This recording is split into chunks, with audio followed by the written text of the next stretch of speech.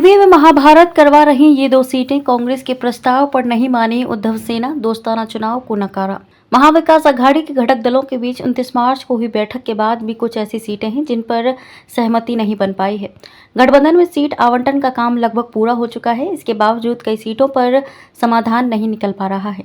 इसमें Sangli, भिंडवाड़ी, south central Mumbai जैसी कुछ जगह शामिल हैं। इस बीच अब तक कई बैठकों के बावजूद कोई ठोस समाधान नहीं निकल पाने पर कांग्रेस बड़ा फैसला लेने की तैयारी में है। कांग्रेस का कहना है कि इन सीटों पर सौहार्दपूर्ण तरीके से दोस्ताना चुनाव लड़ा जाए। कांग्रेस नेताओं की शुक्रवार को हुई ऑनलाइन बैठक में राज्य के सभी प्रमुख नेता मौजूद थे। इसके अलावा बैठक में महाराष्ट्र कांग्रेस प्रभारी रमेश चन्नीथला भी शामिल हुए। इस बैठक में अनसुलझे क्षेत्रों पर चर्चा हुई। एमवीए के घटक दलों में अब तक कई बैठकें हो चुकी हैं, लेकिन अगर कोई समाधान नहीं निकलता है तो आइए इन सीटों पर सौहार्दपूर्ण ढंग से लड़ें। इस बैठक में कुछ नेताओं ने ये रुख रखा। दिलचस्प बात यह है कि इस बैठक की रिपोर्ट और दोस्ताना लड़ाई की मांग दिल्ली में आला कमान को दी जाएगी। मोर्चा की एक अहम बैठक होगी। इस बैठक में कांग्रेस की भूमिका तय होगी, इसलिए ये देखना अहम होगा कि कांग्रेस की इस भूमिका पर क्या फैसला लिया जाएगा। ठाकरे की शिवसेना ने सांगली में चंद्रहार पटेल की उम्मीदवारी की घोषणा की है। कांग्रेस का कहना है कि ये उम्मीदवारी उनसे चर्चा किए बगैर घोषित की गई है। यही हाल भिवंडी का भी है। कांग्रेस और एनसीपी दोनों पार्टियां भिवंडी सीट के लिए जोर लगा रही हैं। यहाँ के स्थानीय नेताओं ने ये रुख अपनाया है कि अगर कांग्रेस को एक सीट दी गई तो हम अलग फैसला लेंगे। इस बीच 3 अप्रैल को महाविकास अघाड़ी की संयुक्त प्रेस कॉन्फ्रेंस होगी। इस प्रेस कॉन्फ्रेंस में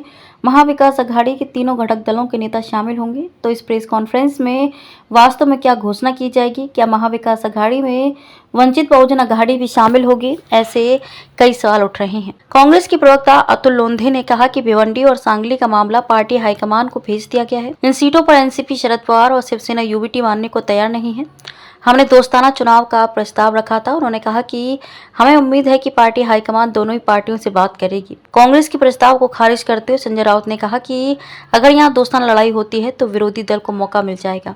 कांग्रेस एक मैच्योर पार्टी है, इसलिए उसे इस तरह का फैसला नहीं लेना चाहिए। कुछ दिन पहले ही कांग्रेस ने सांगली के विधायक विश्वजीत कदम को दिल्ली जाकर पार्टी नेताओं से मिलने के लिए कहा था। उनको इसलिए भेजा गया था कि उद्धव सेना और शरद पवार की पार्टी के नेताओं को समझाया जाए।